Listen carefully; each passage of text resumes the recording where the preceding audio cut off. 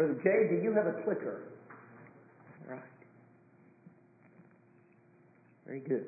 You want me to go from behind the pulpit again? Okay. It's right here?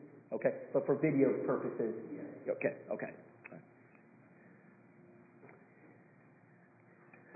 It was Winston Churchill who stood before the Commons of the Parliament of England. The war was going poorly. Chamberlain had made a mess of the war effort. The morale of the people could not have been worse. And the people were looking, the leadership was longing for change. And it was Winston Churchill, during that speech to the Parliament, he began to turn things around with these words: "He who fails to plan is planning to fail." They had no plan. Brothers, tonight in the churches of Christ, what I have witnessed as we have visited with congregations all through the land is that by and large we have no plan. Our plan is in evangelism is we shoot from the hip. We just hope they're going to come, build it, and they will come. We hope they're going to respond to a sermon. We hope that our life as a Christian, the life that is shining in every child of God, or should be, is going to bring them in. It's not working. Our plan is a general plan. It's not specific. And what we're seeing across our land in churches of Christ is we're seeing the slow bleeding and now hemorrhaging of church members. And if we're going to turn the tide, if we're going to see churches grow again, we're going to have to develop a strategy to meet the challenges that are before us. So what I want to do in this lesson is give you a plan. I want to provide you things that you can do. Now, as we go through this evening, I want you to realize that what we're suggesting is not just a trial balloon. The things I'm going to suggest tonight, we know work.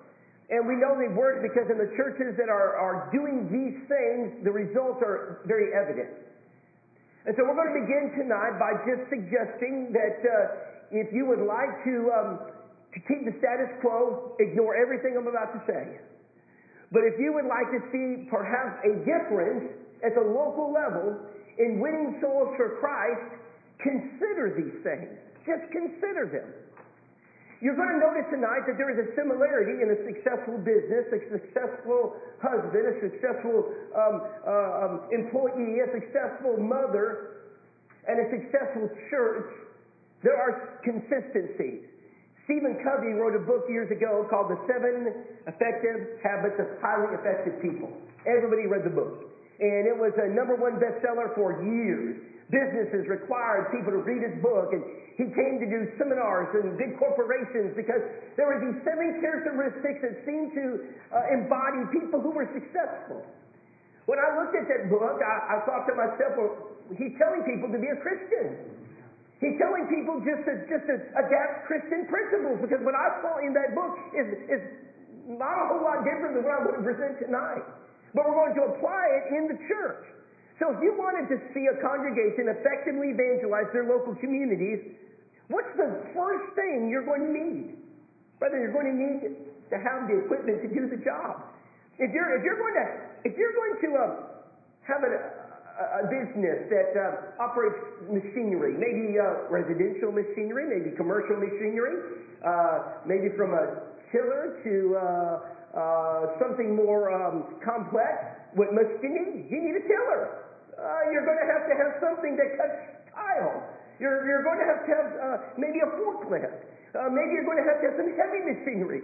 But you can't operate your business if you don't have the tools to do the job. Here's what I've noticed in churches of Christ. We have everything we need to open a soup kitchen. We have coffee pots, coffee filters, coffee grounds. We have coffee makers. We have spoons, forks, and knives, and plastic cups, and plastic silverware. And we have tables and chairs, and we have tablecloths. We have ovens and microwaves and refrigerators, industrial refrigerators. We have salt and pepper and sugar. We have the little packets and the big packets, and we have cabinets, and we have everything we need to be successful to have a fellowship meal. And then when it comes to the churches of Christ, we have everything we need to open a school. We have laminator paper. We have construction paper, colored paper, copy paper. We have scissors and safety scissors. And we also are going to have glue sticks and the special glue, and we're going to have crayons and markers and map pencils and bulletin boards, and we're going to have, crickets and die-cut machines, and we're going to make sure our teachers are supplied. I want to know where our evangelism equipment is. I want to know where the equipment is to help the church reach the local community. Because if we don't provide the local members with the equipment to do the job, they cannot do their job. And so if you expect them to evangelize, they need things like Bibles. Bibles they can use in Bible study. They need something to teach, like a Back to the Bible, or a Does It Matter, or an open Bible study, or something, a Believe the Bible. They need something. And if they're going to train their members, they need training materials, because you're going to train people how to do studies. But you have to have the materials to train. If you're going to bring the lost, you need materials to bring the lost. If you're going to reach your community, you need equipment to reach the community. I was with a church not long ago, and I asked the elder that was greeting me, I said, "Brother, we got some time before the seminar starts." He said, "Yes, sir." I said, "Would you show me where your evangelism materials are? If I wanted to do a Bible study, and I went to you as an elder and said, I need to do a Bible study with my friend, what would you give me?" He said, "Preacher, we saw you coming." He said, "We're prepared." He said, "Follow me." So I followed him down this long hallway, and we're turning the lights on. We get to the end of the hallway. He brings out the ring of keys, and he says, "It's in here, it's locked." He goes through all the keys. We finally open the door. We open into the room. It's dark. He turns on the light. He says, "It's in here. It's in the locker." We went back to the locker. Don't worry, it was locked. We have the ring of keys. Don't worry. We bring out the ring of keys. We go through about half of them. We finally open the locker. He said, "Preacher, it's in here. I placed it in here." He pulls out from the top shelf, Back to the Bible. He said, "We are prepared, preacher." I said, "Brother," "I'm so glad you have Bible study material to give to those who want to study Scripture with sinners." I said, "May I ask you a question? Why are the materials needed to teach the lost locked in a room and locked in a locker?" He said, "Oh, preacher, we were afraid someone might get them." Is that not the point? Don't we want them to get them? Why are we locking it in a locker? Brethren, I would suggest if you want this church to do Bible studies, put the material out there for them to get it. They cannot do Bible studies if you hide it in the classrooms, if you hide it in the preacher's office, if you lock it in the conference room. They're not going to get it. The very basic things that a business needs to survive is you've got to give the equipment, you've got to have the infrastructure in order to be successful. Churches have pews, churches have air conditioners and lights. Where is our evangelism equipment? Put it out there when people can touch it, they can pick it up, they can put it in their Bible, they can take it home. They don't have to have an elders meeting in order to have it. You don't have to have a budget meeting in order to obtain it.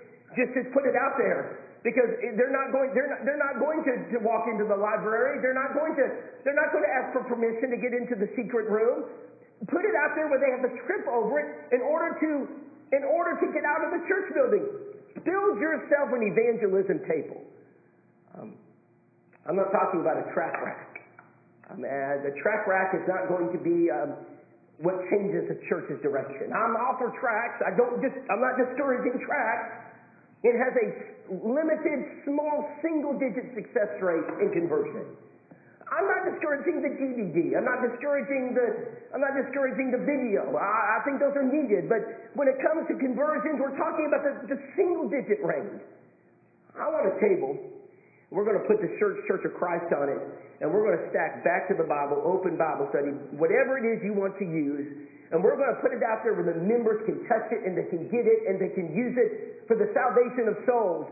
We're going to put door hangers on there that have QR codes. We're going to put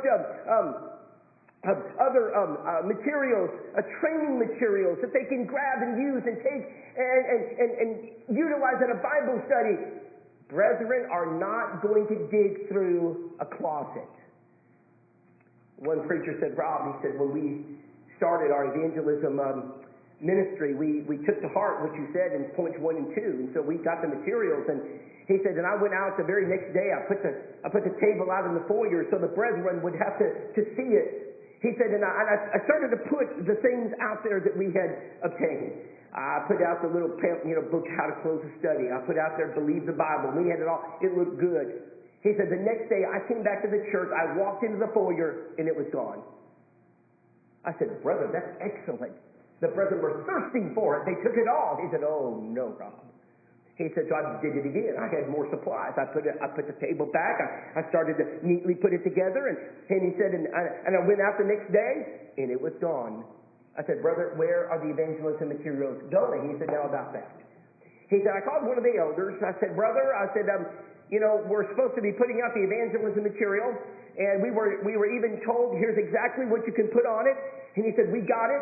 He said, I put it out there. He said, it keeps disappearing. Where is it going? He said, well, when we built this $3 million facility, he said, we had only approved items to go in the foyer. And we voted on all this, remember, as a congregation. And, that gaudy-looking table you put out there did not match the decor. And one of the ladies complained and said, that is not an approved item that we voted on in this congregation for our foyer.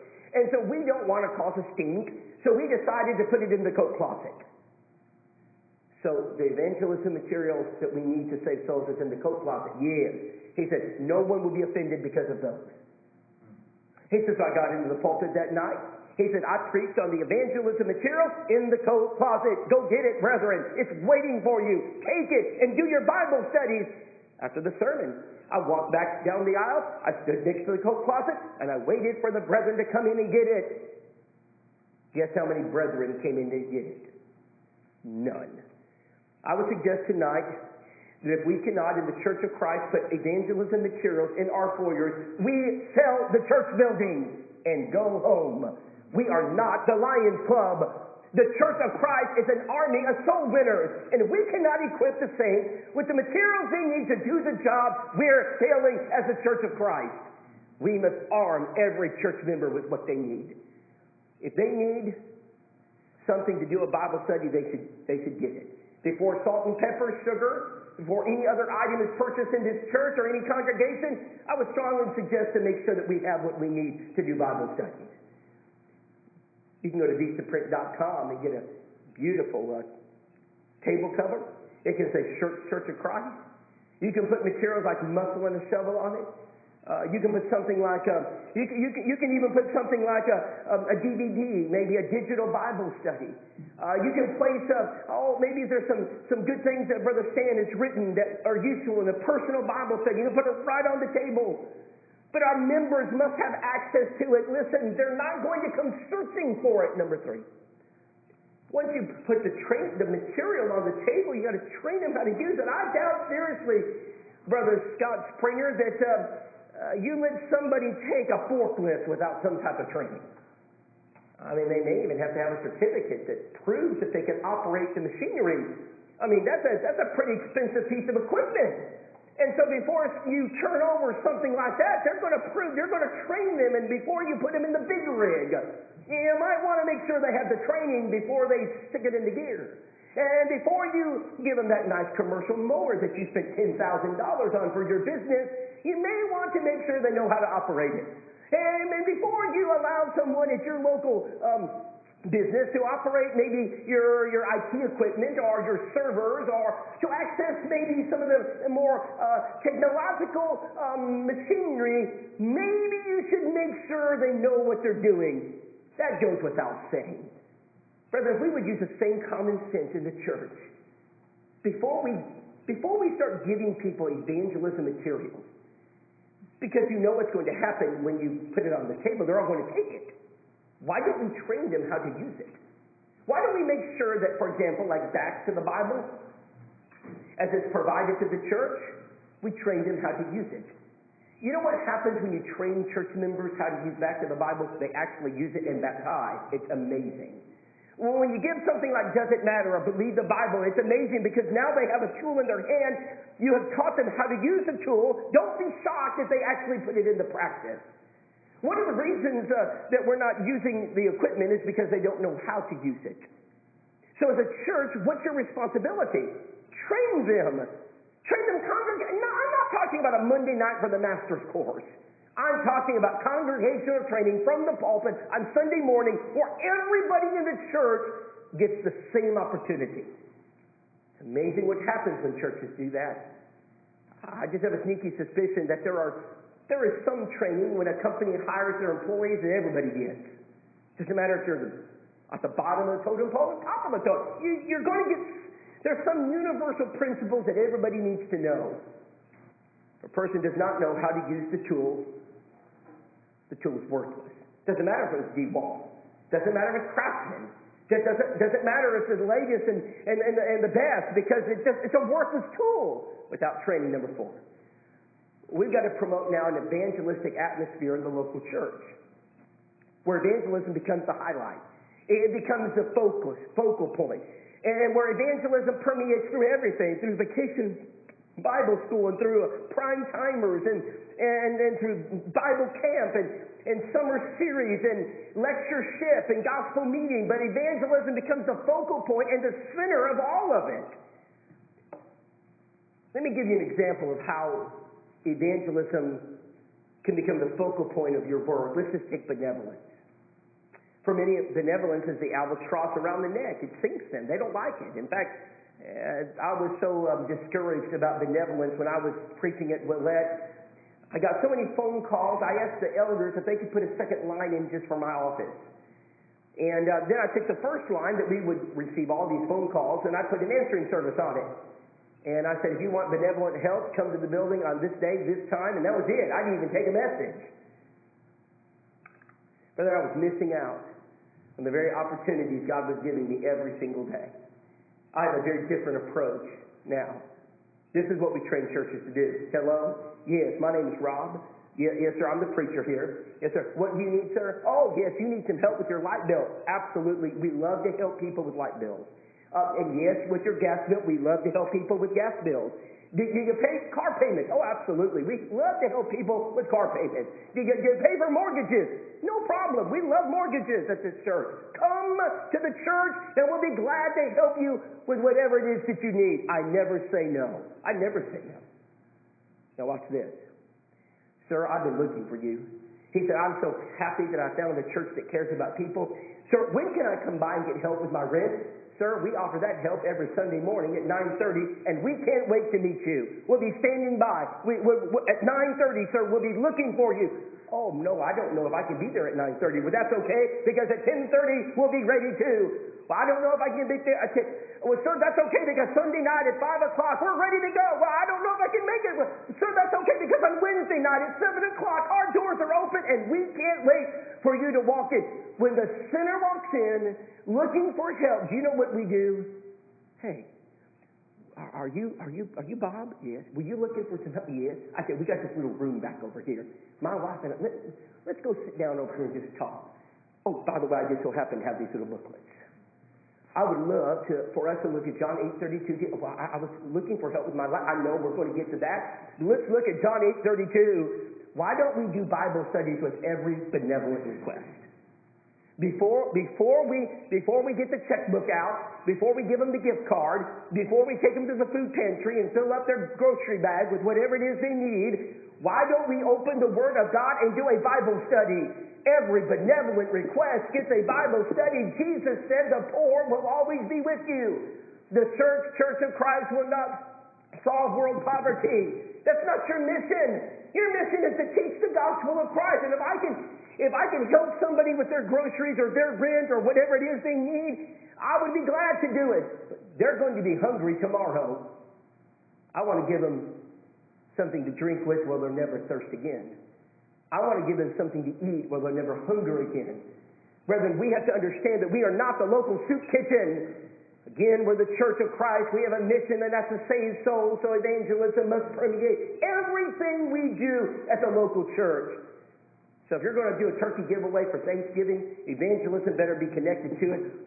Brother, or you better shut it down.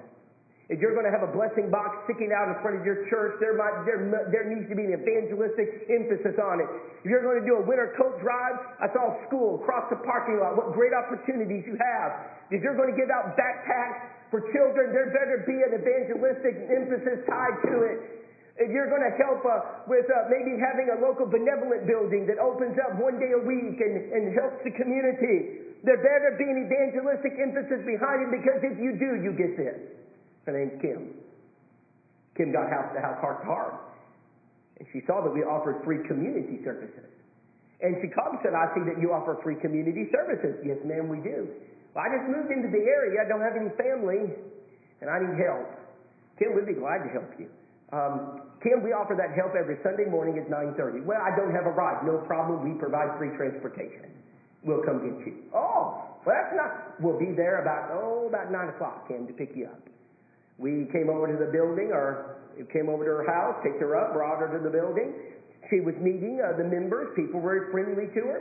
And Kim, you said you needed some help. She said, I do. I said, well, we don't have a food pantry at this church.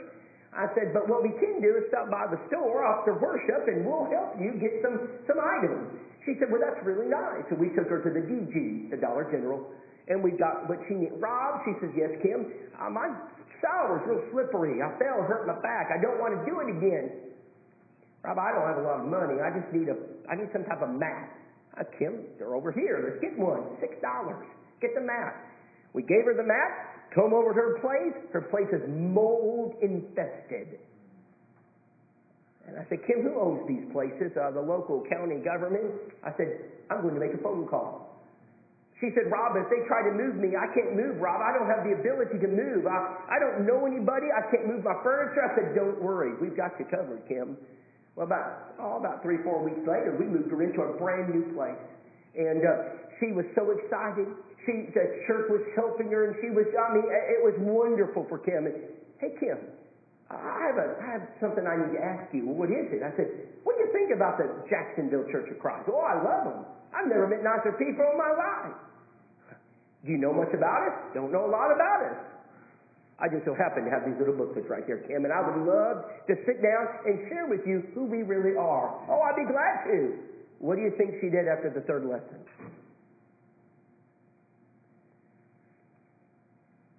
We have to produce contacts or we're not going to make it. If you have a business and you have no customers, you go bankrupt. If you have a school and have no students, you're going to shut your door. If you have whatever it is that you do, if you don't have people associated with it, it's not going to function. Brethren, the word church demands people, doesn't it? It is the called out one. The people are required, so we need people. How do you get people? Where are they? Where are the contacts? We must produce them. The greatest contact creators in the Church of Christ sit in the pews. They're you. Brother Crowley, I don't mean to be disrespectful to preachers, but I'm going to be very honest about us. We are the worst contact creators the church has got, normally. And I've said this for years. I've yet to find someone rebut it. But for the most part, Brother Stan Crowley and I, for the most part, we're surrounded by you. You see, we're surrounded by church members. And we go visit church members, and we go to the funeral homes and the hospitals, and we go where we got office staff, and we sometimes teach at schools where there's students, preacher students. Every now and then we meet sinners, but you know a whole lot more sinners than I do. I bet you know 10 times the sinners that I know. I struggle to know a sinner. But our pew members, you work with them, don't you? You go to school with them. They're your next door neighbors. You've known them all your life. I mean, they're in this community. You see them constantly. And so it's not hard for church members to make contact. We're going to talk about how church members can create contact later tonight with your elders. It's an incredible tool. But I want to give you some other things that you can do. For example, house to house, heart to heart produces more contact than almost any tool in my toolbox.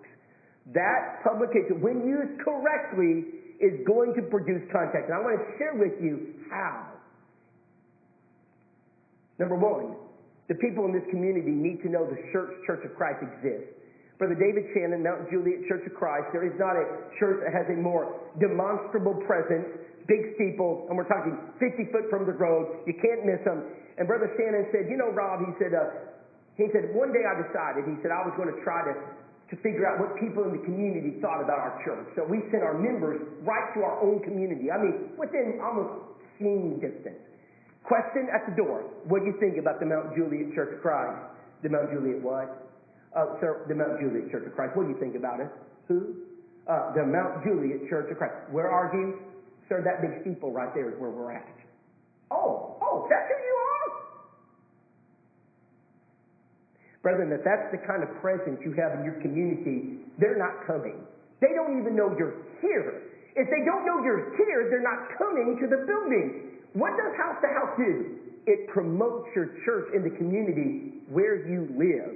Oh, Church of Christ. Oh, I think that's that little church right there next to that. What is that little blue building? Some kind of club? Yeah, I know where that's at. Yeah, that's right by that church elementary school. I think I know where that church is. Yeah, I get it. Yeah. So it advertises your presence. So at the very least, we're going to advertise your presence. But here's what I've noticed as I've traveled. Do you know most of the time on the front page, if I tried to find your church and I used the information you gave me, I couldn't find it. Let's do an experiment right now. Let me grab the House to House, Heart to Heart that advertises the church. I've already done this. I'm going to grab that publication and I'm going to lay it on the table. Now my name's Bill. Bill, I've had a tough day at work, and I've gotten home. Man, we're having some marriage problems. My children are having problems, and I haven't gone to church in years. And I sit there at my table and I'm just thinking. I said, man, our family needs help.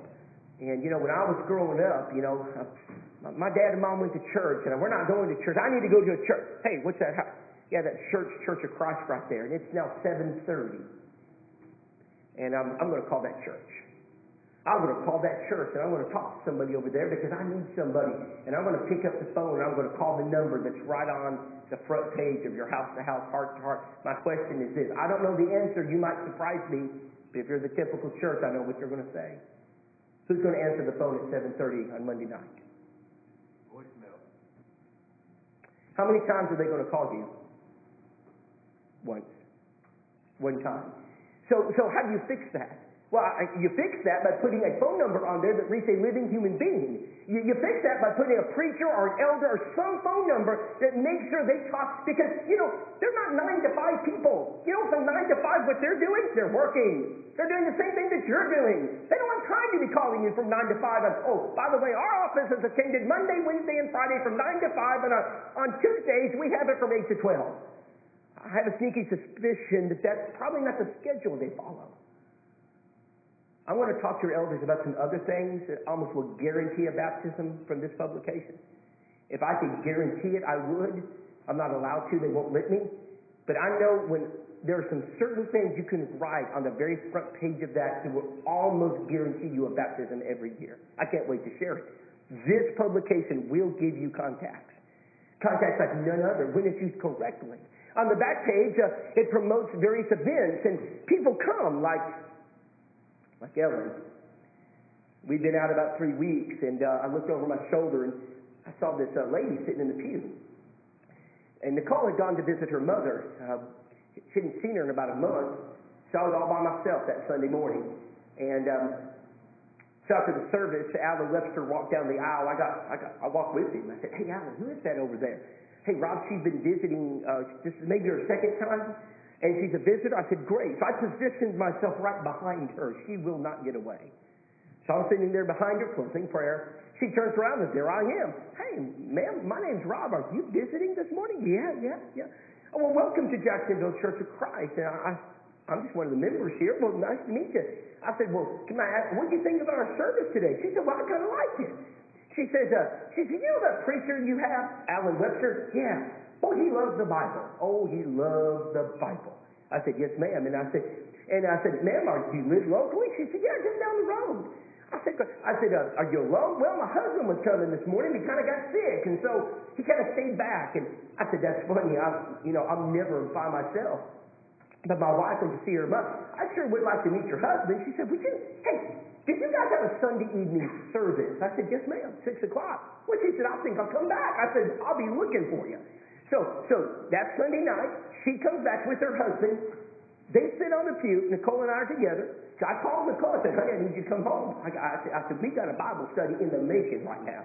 Nicole comes home. I walk over after services. "See, Helen, This is my wife, Nicole. Hey, Nicole, how are you? Hey, hey, Ellen. And who you got with? Oh, that's my husband, Perry. Hey, Perry, nice to meet you. Well, nice to meet you, too. Hey, guys, I tell you what, we have a custom here at this church. We like to take visitors out to eat. Could we take you guys out to eat and get to know you?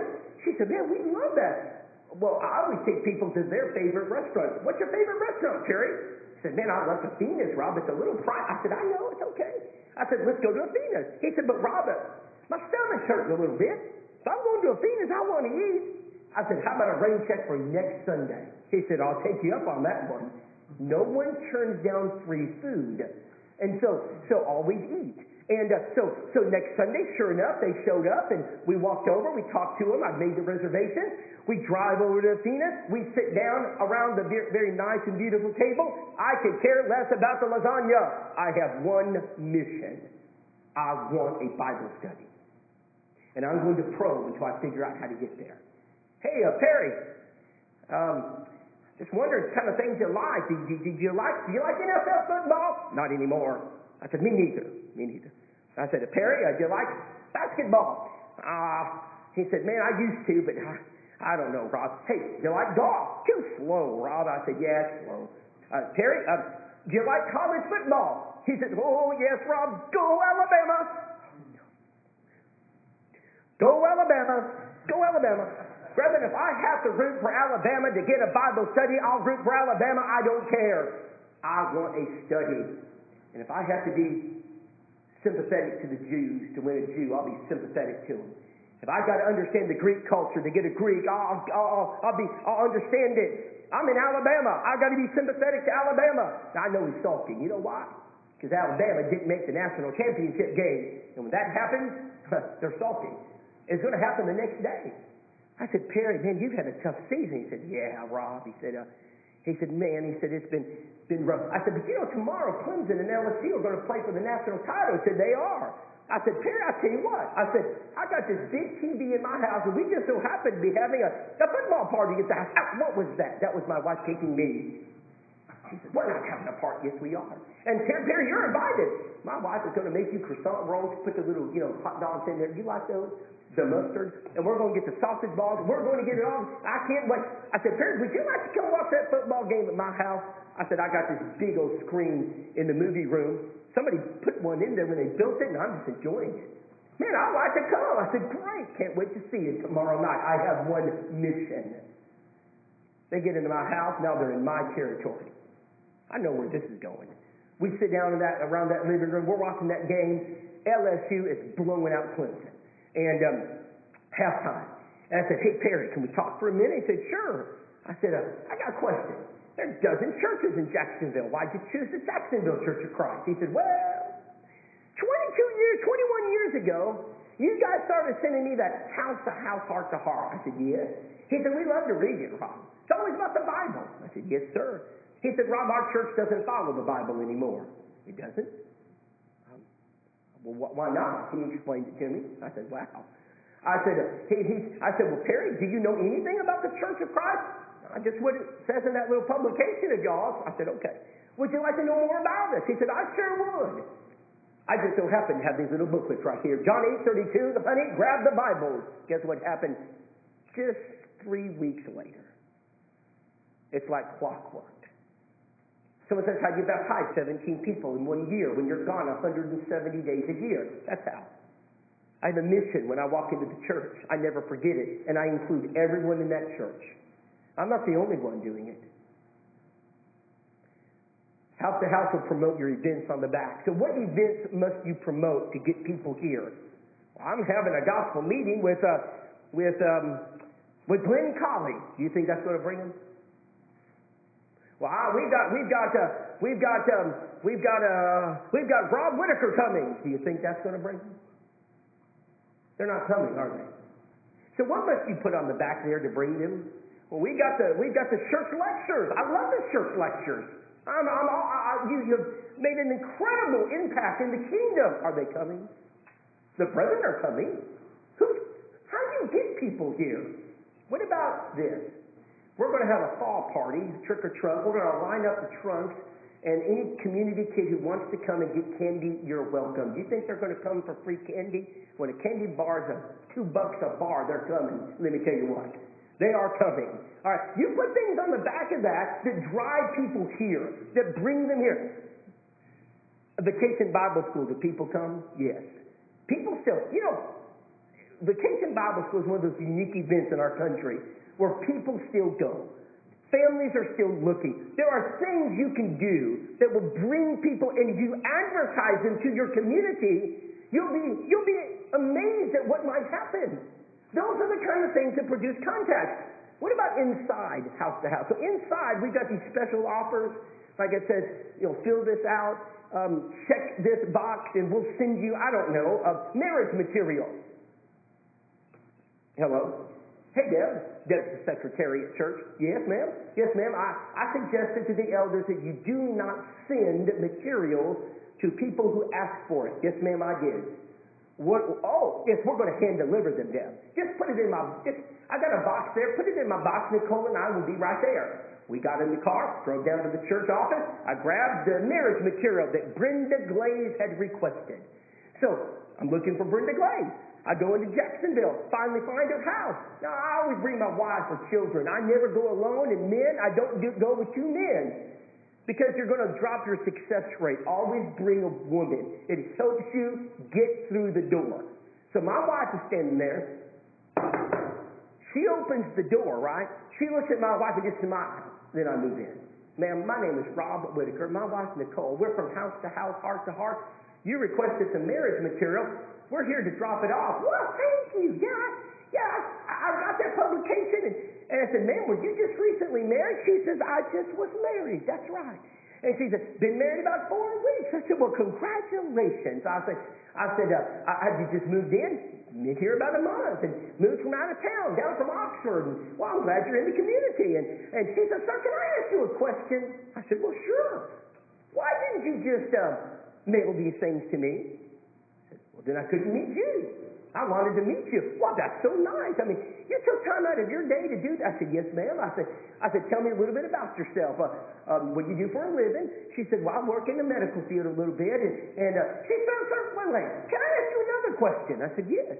Sir, do you know anything about the Bible? Oh, just a little bit. She said, good, because my husband knows nothing about the Bible. Daniel, get up. That man's been on the couch ever since he came home. I don't know what he does all day. Daniel, get up. There are guests here. They have come to see you. Daniel is trying to wake up.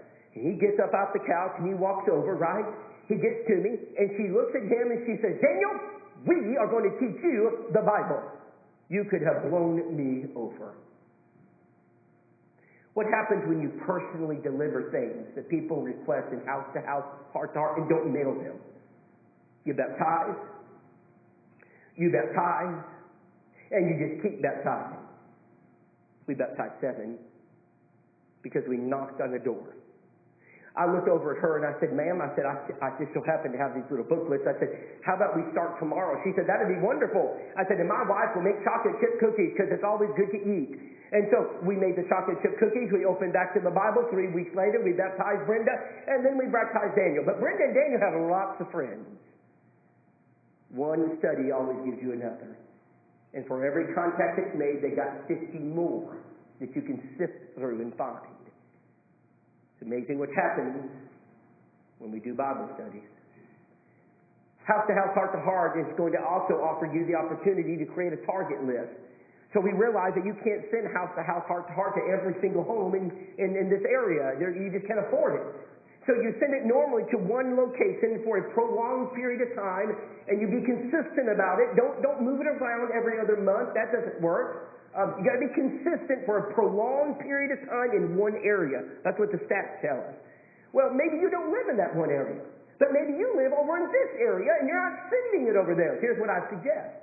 Write down the names and addresses of everybody you know in that area. Send it to house, heart to heart, and we'll send it to them. We'll add it to the mailing list. We can actually do that. We can target certain houses and people so the people you work with and go to school with and our neighbors receive it, and that is your open door policy. See, you need an open door policy. Here it is. You walk up to Bill that you've known for all your life and you work with. Hey, Bill. Hey, man, about a year ago, I subscribed to this publication for you called House to House, Heart to Heart. Have you been getting it? Oh, yeah. Yeah. Man, do you enjoy reading it? I was wondering who did that for me. Man, I like that. We put some of those articles in our church bulletin. I had a Methodist tell me that. People love House to House, Heart to Heart. That is a door opener. So you create a target list. So you have Bill, is there any topic in there that you really enjoy? He said, man, you guys have an issue on gambling. He said, that was needed in this neighborhood.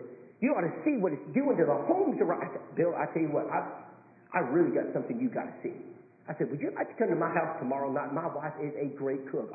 We'll have dinner, and I got to show you something that I just so happen to have these little booklets standing by. I want a Bible study. That's what I want. I don't want to talk about gambling. I want a Bible study, but House to House will give me that study. We got to teach our members how to knock doors. I'm not talking about this. Yes, my name's Rob, my wife Nicole. We're members of the Church of Christ. We're having a gospel meeting tomorrow night, and you're invited to come. Are they coming? How many of you knocked on 100 doors? Are they coming? They're not coming. It doesn't work. And I know it doesn't work. I've been preaching long enough to know that is discouraging to church members. So the ladies make a breakfast. You get 50 people in the fellowship hall. You pump them up with a great sermon. And you say, let's go get them. And then on Sunday morning, you wait for one person to walk through the door. And no one comes. What does that do to the morale of your church? It destroys it. And then people go away saying, what? Oh, door knocking doesn't work.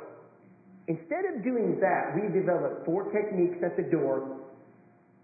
And I'll give you my numbers if I need to. Just come ask, I've got it. 34% success rate. I will give you a 34% success rate at the door. If you want to know more about that, just come talk to me. I don't have time to explain that. But we have developed through our school a 34% success rate at the door when people are home. We'll get that contact and we'll give you something to work with. I think for too long we've been trying to throw the ball to a goalpost that we can't hit. In other words, we've been trying to hit an objective that is almost impossible to reach. So when we knock the door, do you know what we want to do? Oh, I'm there to baptize you. You're not going to do it. When we knock the door, do you know what we want? We're going to invite them to church. They're not coming. When we knock the door, I'm going to get a Bible study. Probably not. Why don't you make an achievable goal? Make your goal achievable. And instead of throwing a 70-yard pass, why don't you throw a 5-yard pass? And when you throw the 5-yard pass, we'll throw another one.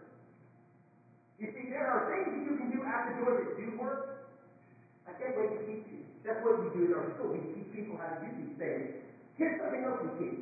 We teach you how to reach new people in your community. This is a new movers ministry. As part of House to House, Heart to Heart, we have access to everybody that moves into your area. We know who they are. In fact, we will give you a map. You can zoom in on it, and we will send them a special edition of House to House, Heart to Heart, and a blue card. And we're going to send Christians to people who move into your community so that we can get to know them. And there's something very interesting about new movers. Listen to this. David Cannon said this once at Paul King Pulpit. He said, people are most likely to change churches when they move. A couple of generations ago, if a brother or if a person moved from one city to another city, they usually stayed with that same denomination. Those days are over. He says, the average person today is willing to look at any person or any church in their community. There's a big powerful opportunity for evangelism. It doesn't matter to me what church they attended in the last town. I want them to visit the Church of Christ. Because it gives us the best opportunity to sit down with them and study the Word of God. Brethren, go after the newcomers. Let me share with you how this works. How many of you have ever moved? Everybody. All right, hands down. So you've moved. It's been 3 days, God. You're going to go out to your mailbox and you're going to see if I'm actually getting my mail. So you walk out to the mailbox, you open the mailbox up. What's in the mailbox? It always happens. They have located you. Home Depot. They know exactly where you live. And they know you've moved. Guess what Home Depot is going to send you? 10% off. Oh, Lowe's is 15.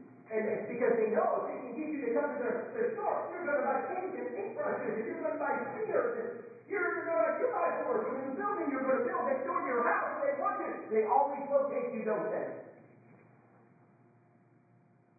We have located them too. We know where to get the list. The list is about 70% accurate. 7 out of 10 times will put you right at the door of somebody who's just moved into your area. My wife right now is teaching your ladies something very unique. When my wife comes to town, the first thing she does is goes to the dollar store. Because she's gonna buy a new moving basket. So it's off for $1. She's gonna put $9 items in it. The basket will cost $10. And she's gonna teach your ladies how to go shopping in the name of the Lord. And she's going to tell your ladies, listen, here is a new movers basket. Now go make 10 of these, make 15 of them. Get your widows together on Monday morning and have them go to the Dollar Tree and make new movers baskets. Then men take their wives and go visit that newcomer in your community and knock on their door. Well, my name is Scott. This is my wife, Kathy. We're neighbors. I understand you just moved into the community. Our church wanted to, we just wanted to welcome you. This is a little gift bag we put together. People love gifts. They don't get angry when they get gifts. They smile at you. And we got some homemade cookies here. They love homemade cookies. Who doesn't like a cookie? Especially when it's hot. And we'd like to give this to you as well. Welcome to the community. We've lived here about 7 years, and we know the area pretty well. This is a busy place. Hey, man, if you need help finding something, hey, we've got dentists at our church, and in fact, we put a little business card in there. If you need a plumber, we got one of those too. And we got a guy that owns a lawn mowing service, and we got a list of emergency services in that basket right there. And you don't have a church home, we'd love for you to visit us. We just wanted to get to know you. Well, that's all we know. You don't know that you ever come to my door and did that before, but we just wanted to make you feel welcome. Well, thanks a lot. What did you say your name was? Scott and Kathy. Hey, could we come back sometime and say, well, yeah, well, let's get moved in. And, well, maybe, hey, how about we might have y'all over one night. Just get up. Well, we'd like to do that. Very sad.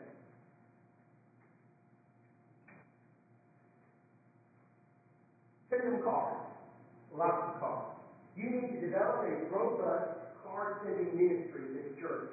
You say, well, we already send cards. To who?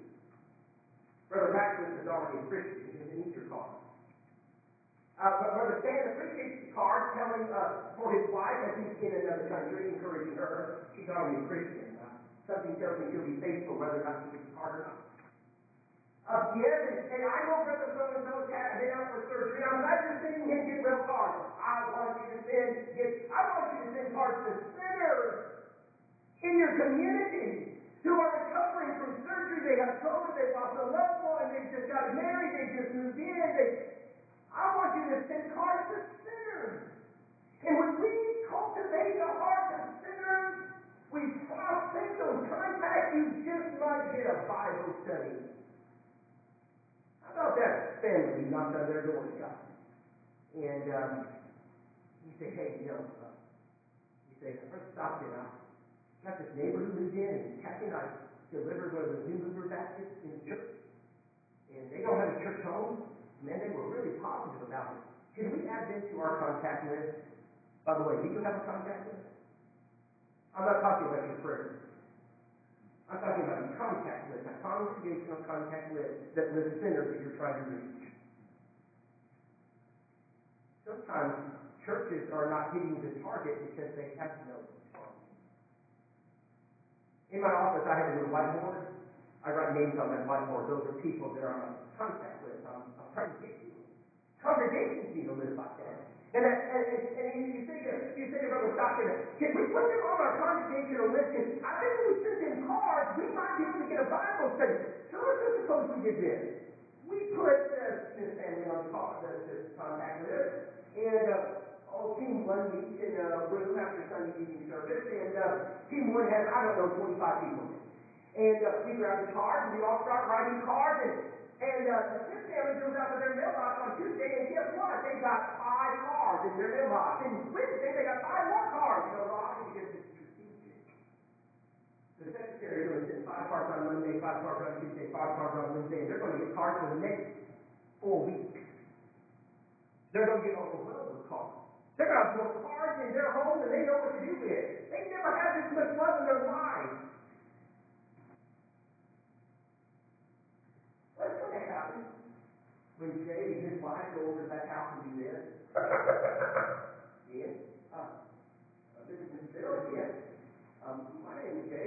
wife and my daughter and son, and we've been sending you cards for our church when it came to cancer. We just want to check on them. You've been sending your cards? Yes, sir. Yeah, I got like 40 cards in this house. Yes, sir. We just want to let you know our church. We're just trying to help people in our community. Oh, nice. How's the treatment going? Well, hey, would you like to come in for just a minute? Absolutely. Absolutely. Someone, though, in this church is going to do this. Now, that's awful expensive to send 40 cards. I've done the math, and that's going to cost us $47.50. So if we just send one card and all of us signed it, we get the same result. You would be wrong. It doesn't work. See, it's overwhelmed in love. I know this because we do this in every church all over the country. You've got to develop an evangelistic card sending ministry. We will detail it for you. We'll give you the entire curriculum. Her name is Tina. And we walked into her house after the church and had covered her car. And we met her at church and we spent some time with her.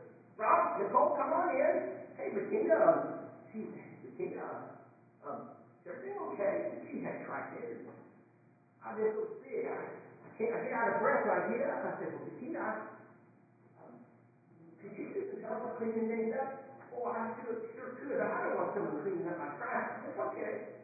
I said, we got this handle. Hannah, Derek, come. We need help. They came over to the house. Nicole and Hannah put the gloves on. We started picking up trash. Jared and I looked over. She had a chair. It's broken. Back hanging down. Bettina, do you not have a chair to sit in? No, it broke. I said, Bettina, Jared and I will be right back. We drove down to Big Lots. Bought a chair. Brought it back. That's for me? I said, yes, ma'am. I said, she said, well, that'll help me a lot. I said, because I sleep in my chair and it hurt my back. And that's really nice of you. Hey, Bettina. I said, who gave you all these cards? Oh, that's y'all's church, Rod. I've been visiting. I said, yeah. Thank you for the ride. Tell whoever it is that takes me up, thank you for the ride. Free transportation to the building. She found it in house-to-house, heart-to-heart. We baptize one every year doing that. She's sitting there in the house. She says, I said, well, Bettina, these cards, I love these cards that people are sending. It's really nice. Bettina, can I get a picture of all those cards? Because I think there's a lesson that I need to teach every member of the Church of Christ. Oh, yeah, I'll put it right here, Rob. Bettina, would you like to know more about the Church of Christ? What are the odds? She said, no. No, I don't want to know anything. No, I don't want to know anything about you. You are these people. Oh, I'd love to know more. I just so happen to have these booklets, and we started. We're in book 3 weeks later. I got to tell you about this study. Never had a study like this before. She's pretty quick in the scripture. She knows it. And I'm thinking she might even have some influence by the church, but I'm not sure. She says she's a Baptist. She's already told me she's a saved before baptism. And so we're going through the study. We get to Mark 16:16. I said, well, Bettina, would you read the verse and answer the question? Oh, I know all about that verse. My pastor told me all about it. I said he did. I said, but let's just go ahead and read it anyway. Oh, Rob, he that believes is saved and then baptized. Bettina, would you read that again? He that believes is saved and then baptized, Rob. Bettina, can I see your Bible for just a minute? King James 3. Bettina, read it again. One word at a time. Oh, am I doing something wrong? I said, well, one word at a time. Try that. He that believes and is baptized shall be. He that believes and is saved shall be. That is not what my pastor told me that verse said. I bet not. What does the person do when they learn the truth and they're honest? Hey, Alan, I got somebody I need some help. We got to have a baptism. And it was getting both. She was running off, and we were rolling her down the aisle. I said, Bettina, let's just stop for a minute. I got something I've got to ask you. She said, what is it? Something tells me you had an influence from someone in the Church of Christ in your life. Oh, yes. The last time I lived was Whitacre.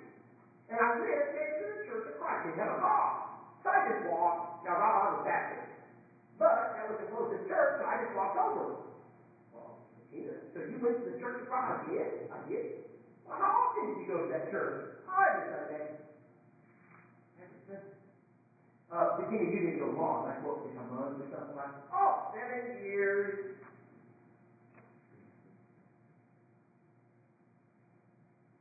You went to the Church of Christ for 7 years. Bettina, in the 7 years you went to the Church of Christ, yes, and I'm back to you. It's just one person. Anybody. Have you ever done a Bible study before? You ever done a Bible study before, Rob? This is the first one. Oh, I enjoyed it. So we have someone come to our building for 7 years, and we don't do a Bible study. Brother, we deserve God. I got news for you tonight. If we choose not to evangelize our community, God will let you die. He will not force this church to stay in existence. He let Israel die, he was to judge it. He didn't force us, did he? He said, you don't want to do what I tell you to do? You can die. And you live on it. God will not force us. He will not keep us. He's not going to snap his fingers. I cannot believe there's a church out here for 7 years. I thought, well, maybe that's just exception. Not him. There are too many of our churches that have non-Christians sitting in the pews and they've never had a Bible study, not even that. 6 months later, we're driving home from the seminar and I got a phone call from Rebecca Peterson. Hey, Rob. Hey, Rebecca. Rob, I'm at the Kingdom right now, kid. Rob, it's not good. What's wrong? She's not responsive. Said her. I did. Hey, Rob, she turned blue. I said, call 911. She said, I already did, Rob. She didn't make it. 6 months after her conversion. Aren't you glad she wasn't still that unhappy? She would have been lost. Why don't we learn how to greet visitors? Why don't we learn how to properly greet visitors? Now, I'm going to spend just a minute on this, because this is vital. 50% of baptisms in the churches enrolled in our school come from visitors. Now, being warm and having a nice greeting is not enough. Barna did a survey recently, and the question was this: what's the number one thing a visitor wants when they walk into your church building? I was shocked. Anybody want to take a guess who's not heard this seminar before? Feel welcome? Okay, welcome. That's what I thought. No. Not what they want. What is the number one thing a visitor wants when they walk into the church building? They want to sit down. They want to sit down. They do not want to contemplate the more positive. They do not want Gabby Doctor telling them about all the problems of the church. They do not want Mr. Grumpy up there frowning at them. They want to sit down. Did you know what we should let visitors do when they walk in? Sit down. Then we should have 3 or 4 families trained what to do. This is what we do. I'll share with you what we do when a visitor comes in. This is Keith Rinke, our preacher now. And Keith has gone through our school twice. He knows exactly what to do. But this was an unusual Sunday for Keith because it was his first Sunday, Satan. When it's the first Sunday of a preacher, you're at a big disadvantage, aren't you? Because you don't know what he is or is it a visitor. So I know that about Keith. So I noticed this family walks in and they sit down. We've been gone for 3-4 weeks on the road. And so they sit down and I tell you what, I went up to one of our members and I said, hey, Brother Eric, here's that family that just walked in. Did you recognize this? Yeah, they've been coming here about 2 or 3 weeks while you've been gone. Wonderful, the visitor. Eric, who are they? Oh, Carmen, Mike, Rob, I forget. I said, did we get the visitor information? Rob, we were waiting for you. My blood pressure went up 10 points. I went to the next member. I did this. I said, brother, who is that? Oh, they've been visiting. Yes, I know that. They're brothers. I know that. Have we given them the visitor badge yet? No, Rob, we haven't done it yet. We were hoping you would get to it when you got back. Brethren, I need just a church member there. I was serious. I walked up to him. I said, hey, my name's Rob. What's your name? He said, hey, come on. He said, I said, you live in the community. He said, sure do. I said, how long y'all been here? Oh, we just moved in.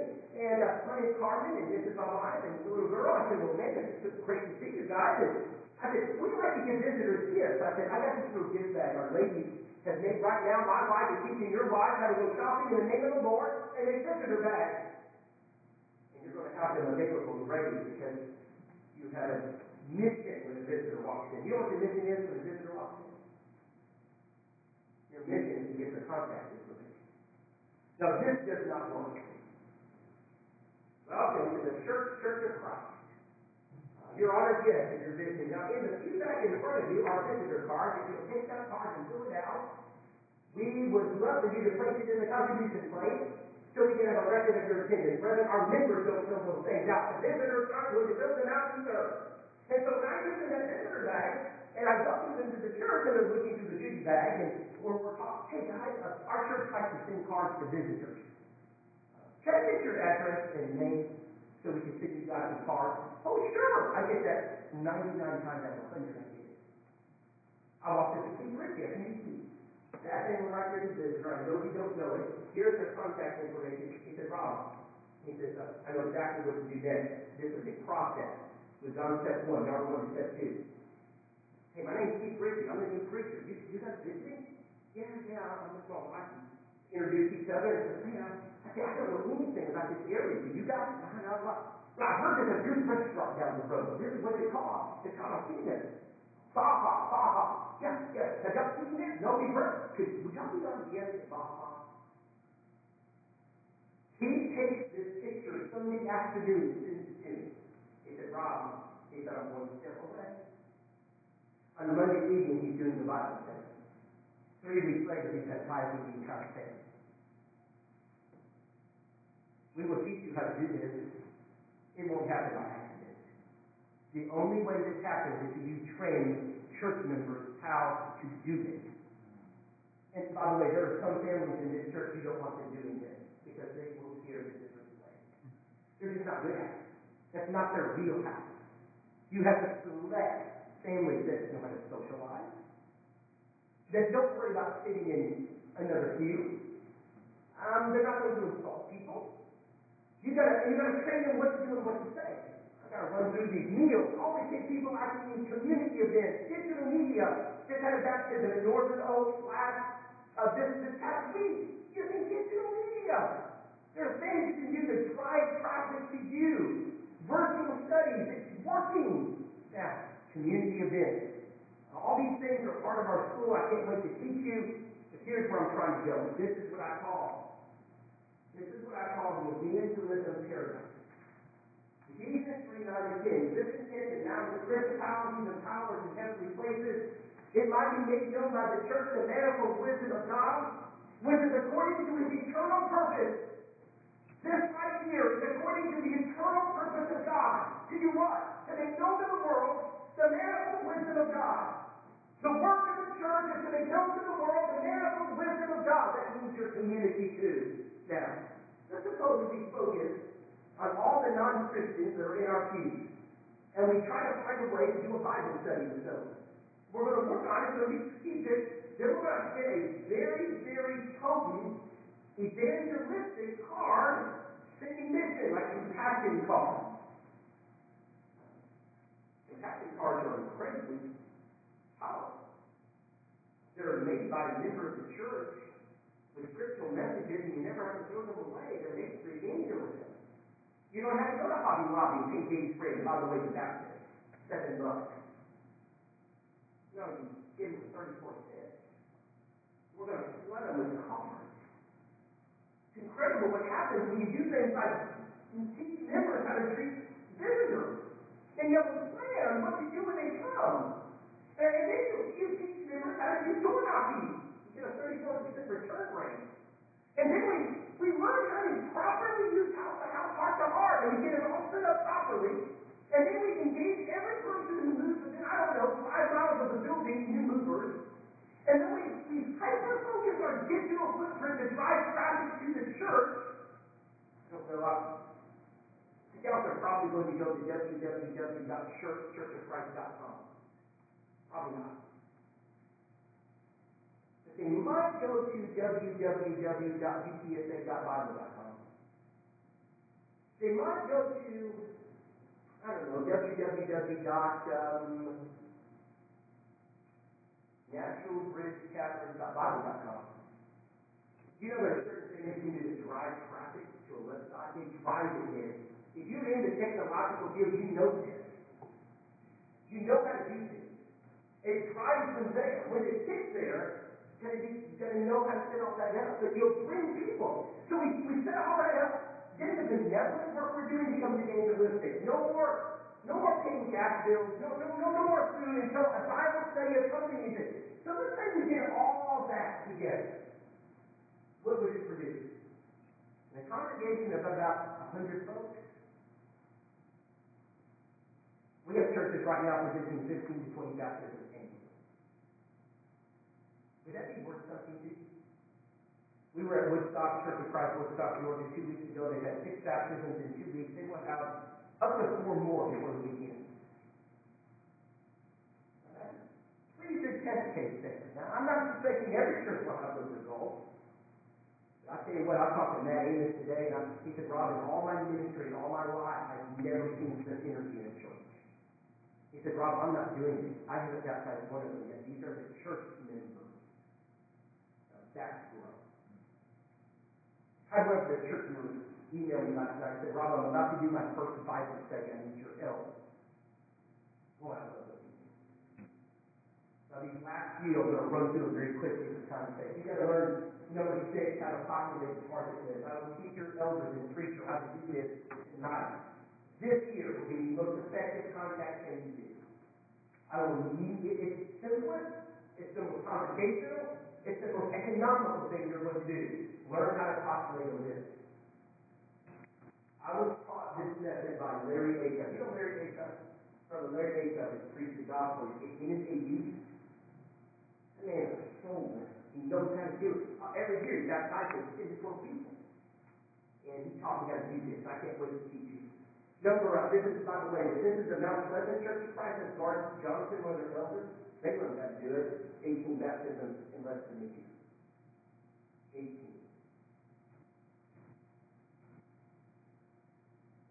Number 7, participate. Get everybody participating. From widow to widower, elders' wives, preacher's wives. Everybody, young people participate. Song leaders participate. Bible class teachers participate. Everybody's involved. No one's exempt. Everybody's involved. 1 Corinthians 12:14. For the body is not one member but many. You've got to get people participating. This is why I do not like to teach evangelism on Monday nights. Don't like it.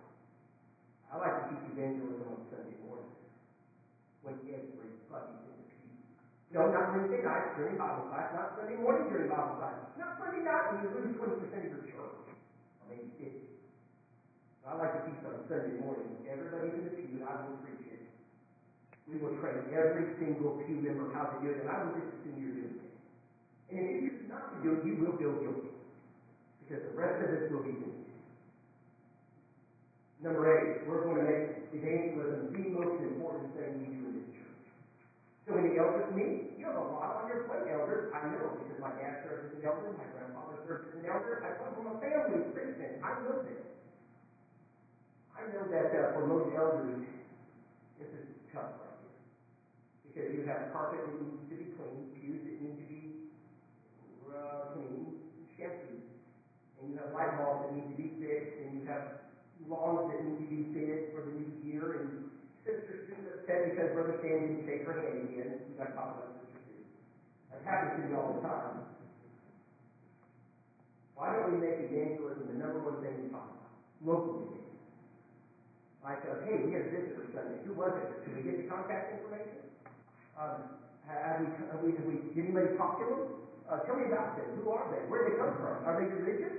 What about Brother so-and-so's wife who's been coming recently? Let's talk about how we reach her. You know, we're at one Sunday afternoon, I walked into the elders meeting. I said, Brethren, we have 5 people sitting in our pews that are lost. Can we create a strategy to reach them?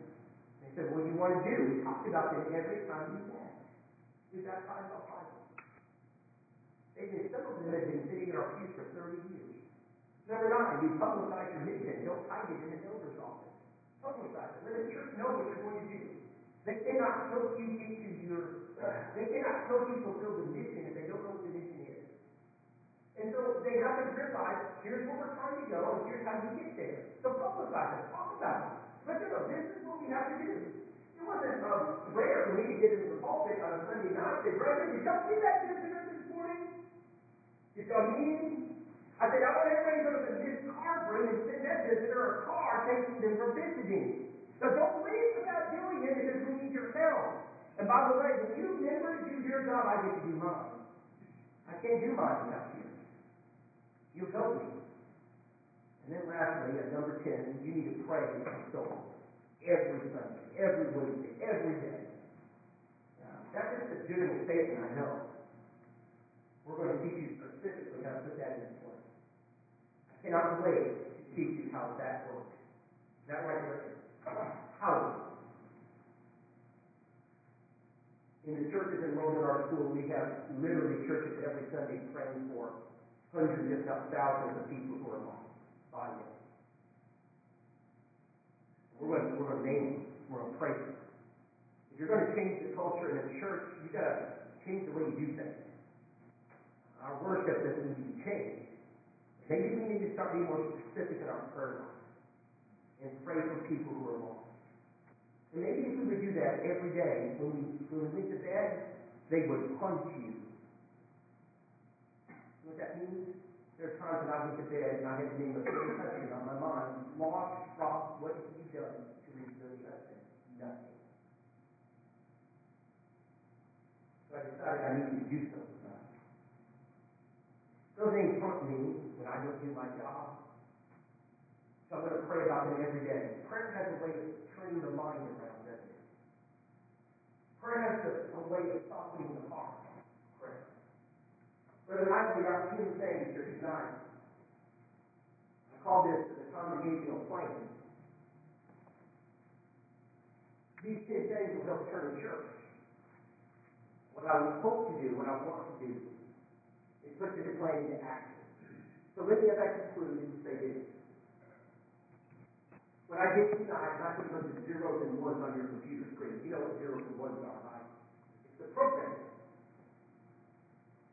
If you're an athlete or you like sports, let me give you an analogy. I put X's and O's on the board tonight. But I have yet to show you how those X's and O's work.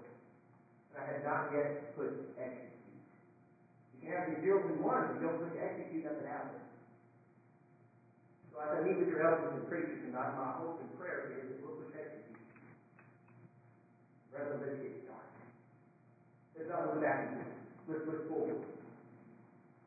Make a mighty church of Christ. And this day, the beginning, when every member of this congregation comes together and help their preacher, their elders, in unity, take the gospel of Christ to this town. Fill the church. Give the elders the building property. Make evangelism the most important thing you'll do. That is the only way the church is going to make. And God bless Church of Christ. Amen.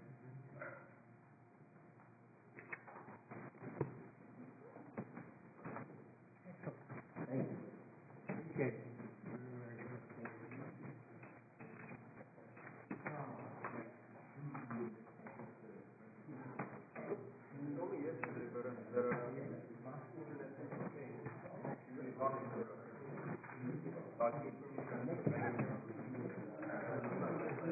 Okay.